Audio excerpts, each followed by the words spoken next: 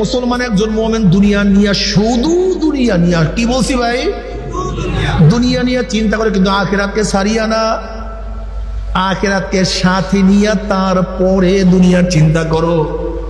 ব্যবসা করতে কোনো আপত্তি নাই কিন্তু খবরদার আখিরাত ছাড়িয়া না। বিবাহ করতে আপত্তি নাই কিন্তু খবরদার আখিরাত ছাড়িয়া না। তোমার লিডার হইতে কোনো আপত্তি নাই কিন্তু সবাই কথা বলেন পোশাক পরতে আপত্তি নেই কিন্তু দিনকে ছাড়িয়া না। তোমার খাইতে কোনো আপত্তি নাই কিন্তু দিনকে অমান্য করিয়া না। তোমার চলতে কোনো আপত্তি নেই কিন্তু খবরদার দিনকে বিসর্জন দিয়া না। তোমার বিল্ডিং বানাতে কোনো অসুবিধা নাই কিন্তু খবরদার দিনকে বিদায় দিয়া না। আজকে আমরা দিনকে বিসর্জন দিয়া দেই।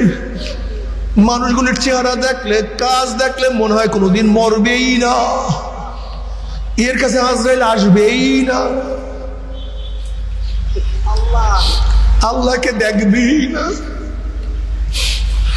এ আমার যুবক বাবারা, আমার মুরব্বী বাবারা, আমার পর্দার মা বোনেরা, আসলে চরমোনাই কোনো দল না, চরমোনাই একটা দাওয়াতি কাফেলা। এদের কাজটা এদের কাজ কু আনফুসাকু ওয়া আলাইকুম নার, বাস।